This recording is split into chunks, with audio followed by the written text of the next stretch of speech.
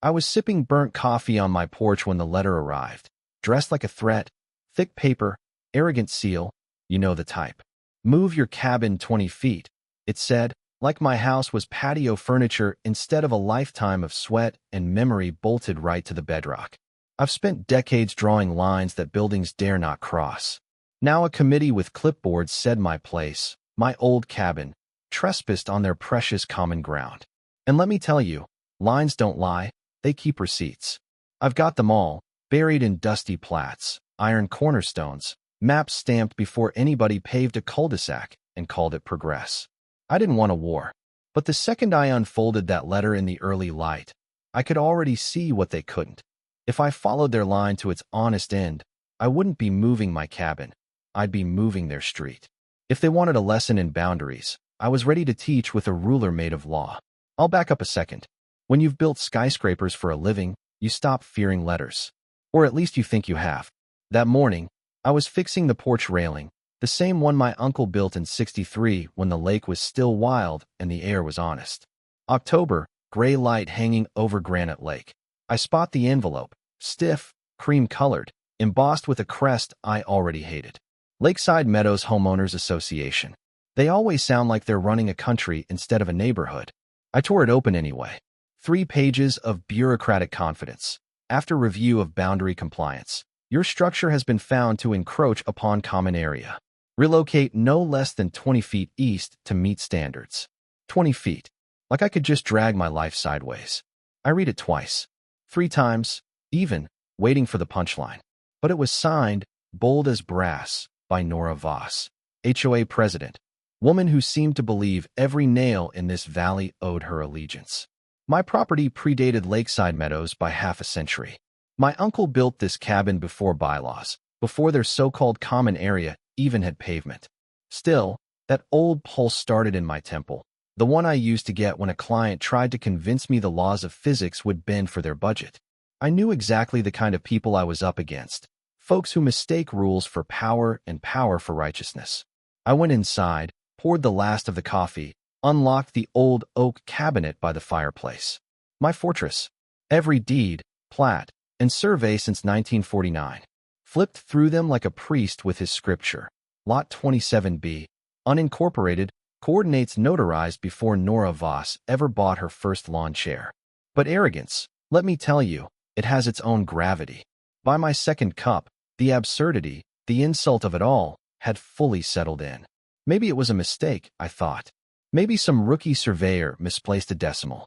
So I called the HOA office. 10 minutes of press 1 for compliance. I get some guy named Mark, polite and poisonous at the same time. Our records are clear, Mr. Ward. Your structure sits about 18 to 20 feet onto HOA land. Your records, I said, because my county maps disagree. If you wish to contest, submit a review to our legal committee, but failure to comply may result in fines and forced removal. I could hear the smile in his voice. Bureaucrats always think time and red tape are sharper than knives. I stepped outside. The lake shimmered like brushed silver, cool and clean. To the east, rows of near-identical houses stood along what used to be forest. HOA called it Birch Avenue. My uncle called it the Deer Trail. I couldn't help but notice those homes, each with imported turf and vinyl fences, stood awfully close to my line. That night, I couldn't sleep. The letter sat on my table, catching firelight, heavy as a stone. I thought of city inspectors who'd trade integrity for a steak dinner, developers who could buy their own rules.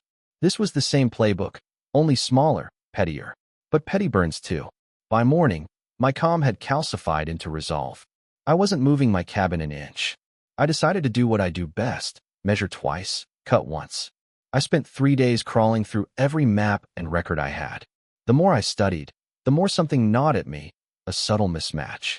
The HOA's boundary ran about 6 yards deeper into my land than the county's own record. 6 yards may not mean much to most people, but to a man who spent 30 years drafting blueprints, it screamed. So I hired a surveyor.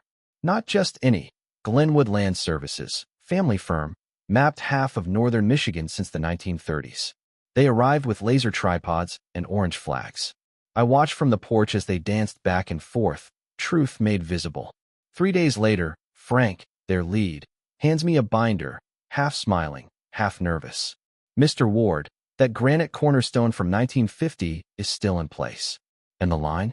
Sir, not only is your cabin well within your property, the HOA's paved road and 6 houses sit 5 to 10 feet into your land. I just stared, tracing those red and black lines, realizing my cabin hadn't trespassed. They had. I laughed, quiet, disbelieving, because their letter was suddenly something else, leverage.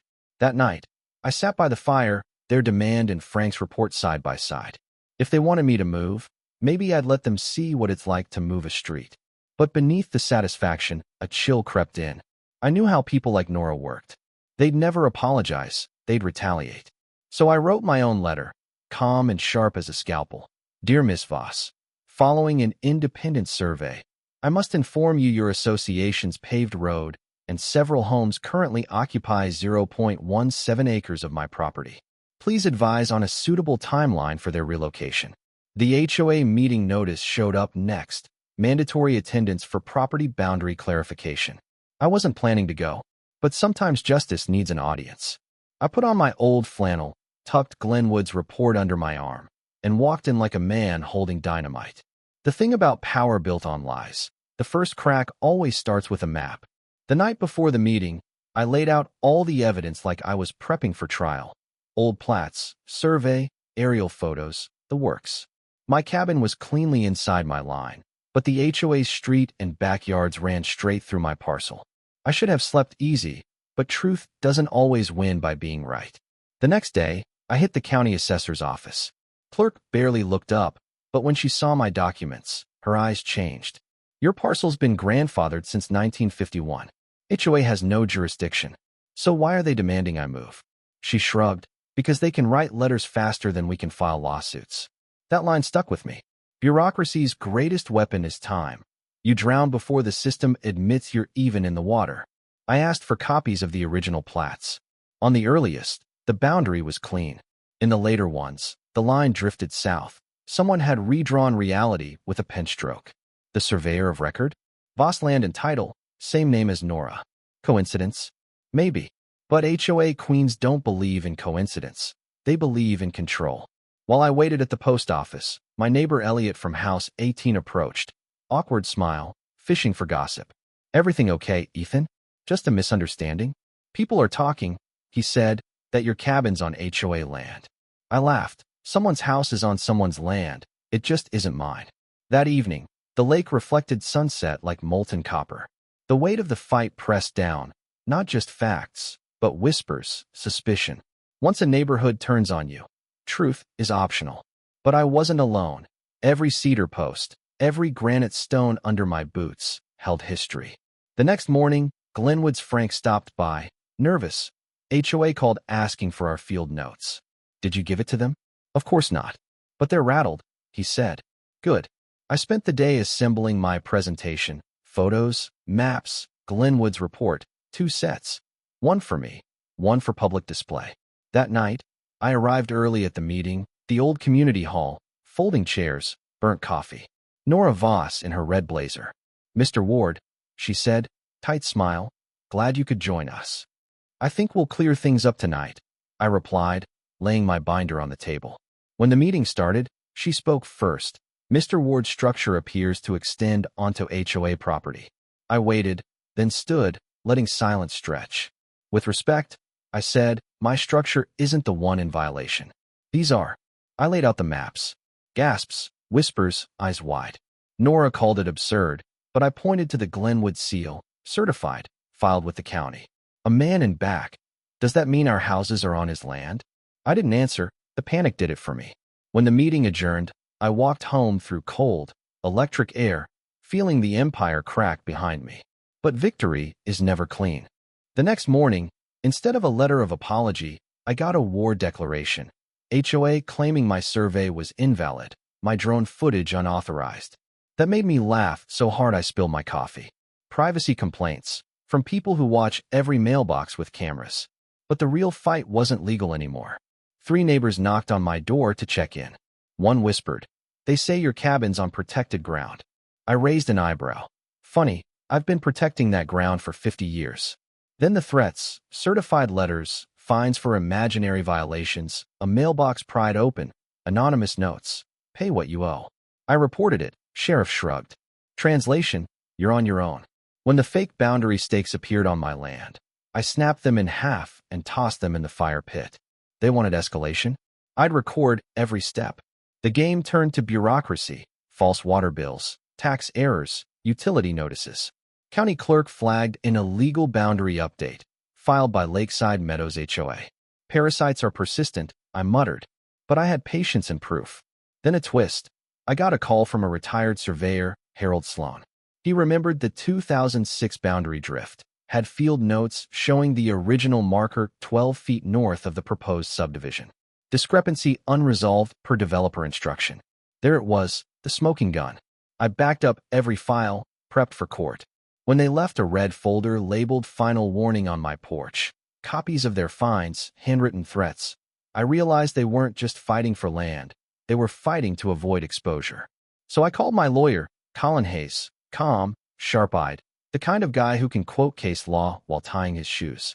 We filed a quiet title action and a temporary restraining order to freeze all HOA activity. Judge Griggs had a reputation for hating HOA drama. Our luck. She granted it in 48 hours. The HOA's power vanished overnight. The next morning, Nora herself showed up at my driveway. Red blazer, Lexus idling, jaw tight. You think this changes anything? I didn't turn the neighborhood, I said. You just forgot they could read. She hissed about property values, threatened I couldn't fight a community. I smiled. Who said I'm fighting the community? I'm fighting you. The court hearing drew a crowd. Colin delivered the case with surgical precision. Glenwood Survey, 1951 plat, Harold's memo, county confirmation. Judge Griggs cut through the HOA lawyer's objections like butter. When Nora tried to explain, the judge brought up internal emails. Miss Voss, you instructed the surveyor to adjust the line by 10 feet south. Make the adjustment quietly, she'd written. No one lives there anymore. The courtroom fell silent. The ruling came swift. Mr. Ward's property lies fully within lawful boundaries. HOA has encroached by means of fraudulent filings. Their enforcement actions, invalid. The prosecutor would investigate for potential criminal fraud. Nora slumped, defeated. Outside, Colin laughed. You just became a folk hero for every HOA-hating American. In the days that followed, panic spread. 2 board members resigned. The HOA website went dark. County surveyors replot every line. Bright orange flags marking a new grammar of truth. Neighbors approached me, some with apologies, others with fear. What happens now? I told them, I'm not here to destroy anyone. But next time someone hands you a pen, ask who's holding the map. We negotiated a settlement, compensation for legal costs, permanent release of HOA jurisdiction, fair value for perpetual easement over Birch Avenue, now legally Ward Drive. Nora moved out. Humiliation enough. Winter arrived. The survey stakes stood like little monuments to truth. I put up a modest gate, a handmade sign. Welcome to Ward Drive, by permission only. Spring came. The new board rewrote the rules. No more policing lawns, no more arbitrary fines, just common sense and respect. I even went to the community barbecue.